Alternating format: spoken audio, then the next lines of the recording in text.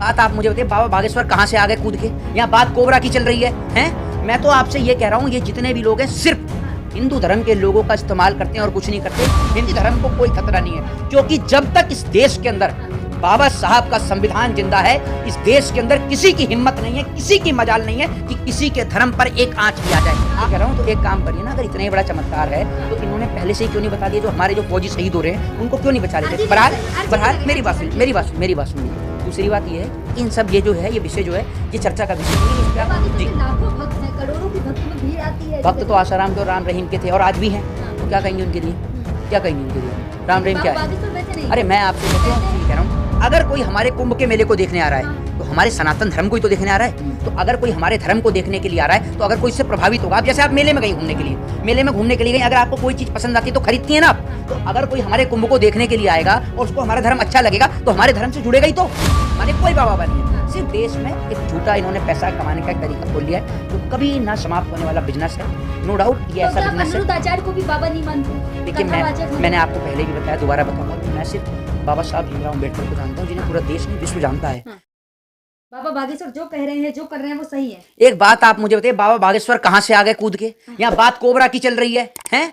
मैं तो आपसे ये कह रहा हूँ, ये जितने भी लोग हैं सिर्फ हिंदू धर्म के लोगों का इस्तेमाल करते हैं और कुछ नहीं करते। हिंदू, अरे सुन लीजिए, पहले मेरी सनातन को बचाने के लिए ऐसा है, मेरी बात सुन लीजिए। सनातन को कोई खतरा नहीं है, किसी से खतरा नहीं है। आज मैं आपको एक बात बता दूं, सनातन को किसी से कोई खतरा नहीं है। इस देश के अंदर किसी धर्म को कोई खतरा नहीं है, क्योंकि जब तक इस देश के अंदर बाबा साहब का संविधान जिंदा है, इस देश के अंदर किसी की हिम्मत नहीं है, किसी की मजाल नहीं है कि किसी के धर्म पर एक आंच भी आ जाए। आज सुन लीजिए, अरे सुन लीजिए, अपने घरों में मालाओं के साथ साथ तलवारें भी रखनी चाहिए, भाला भी रखने चाहिए, तो सुरक्षा के लिए। मेरी बात सुन लीजिए, ऐसा है, इन लोगों को ये बता दीजिए कि इस देश के अंदर भाले से और तलवारों से बड़ी ताकत इस देश के अंदर कलम की ताकत है। जो जवाब कलम दे सकती है ना, वो जवाब भाला नहीं दे सकता। आज एक बात मुझे बताइए, मणिपुर में इतनी हिंसा हुई और आज भी हो रही है, क्या हुआ? बेटियों को इंसाफ मिल गया, न्याय मिल गया? बाबा है, कुछ सोच कर ही बोला होगा उन्होंने। ऐसा है, आपके घर का चमत्कार कर दिया होगा, आपका चमत्कार कर दिया होगा। आप तो हर किसी को जो है ना, इस देश के अंदर आप लोगों ने सनातन धर्म की दुर्गति कर रखी है।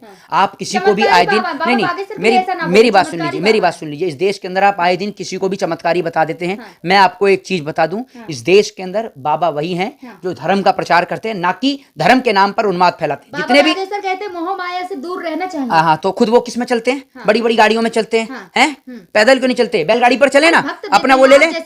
हैं? आप जैसे भक्त देते हैं। अरे मेरी बात सुन लीजिए, मैं तो इस देश के अंदर संविधान का प्रचार कर सकता हूँ। मेरी बात सुन लीजिए।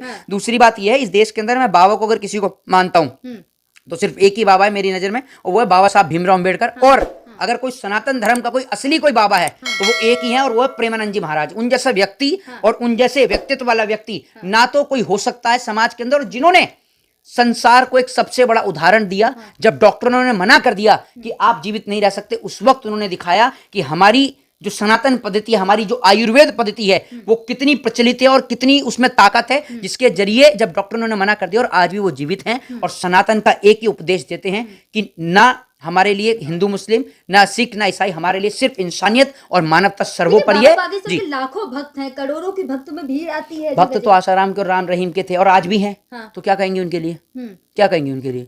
राम रहीम क्या है? अरे मैं आपसे क्या, क्यों आप उनकी पीए या पीएसओ हैं? गधा है, कहते हैं मेरी रावण से बात होती है। आप मिली हैं बाबा बागेश्वर से?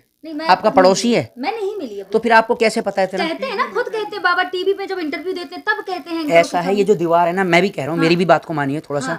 ये जो दीवार है ना, इसमें सर दे के मारेंगे ना, सीधा स्वर्ग में निकलेंगी। मारिए इसमें सर देकर, मारिए ना।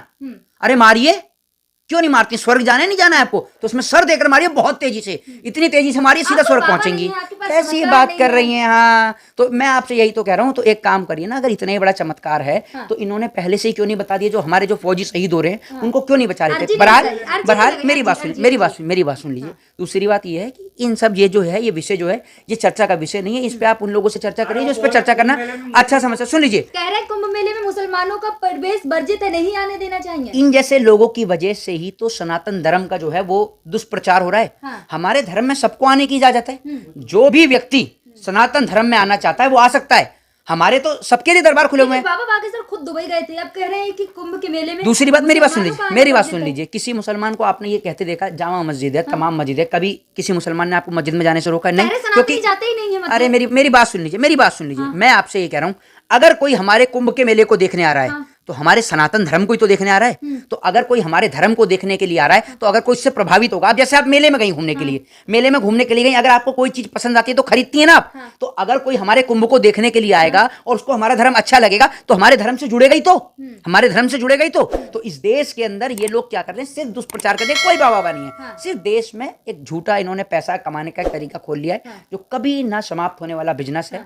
नो डाउट ये तो ऐसा क्या बिजनेस है। अनिरुद्ध आचार्य को भी बाबा नहीं मानते? देखिए, कथावाचक हैं मैंने वो। आपको पहले भी बताया, दोबारा बताऊंगा कि मैं सिर्फ बाबा साहब भीमराव अंबेडकर को जानता हूँ, जिन्हें पूरा देश नहीं विश्व जानता है।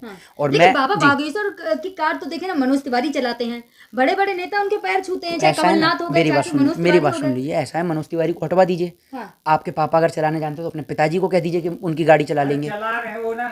नहीं, आप भी चलाना, आपको अगर आती हो, मैं आपसे कह रहा हूँ, अगर आपको चलानी आती हो तो आप भी भक्त बन जाइए ना। आपको कोई, तो मैं मना कर रहा हूँ क्या भक्त बनने के लिए? आप बन जाइए। आप तो वैसे, देखिए मेरी बात सुन लीजिए, आप तो अंधभक्त तो हैं ही, अंधभक्त में तो अंध भी होता है और भक्त भी होता है, तो इसलिए आप तो अंधभक्त हैं, आप तो चला सकती हैं गाड़ी, और आप लोगों का काम भी यही है। जय हिंद, जय भारत, वंदे मातरम।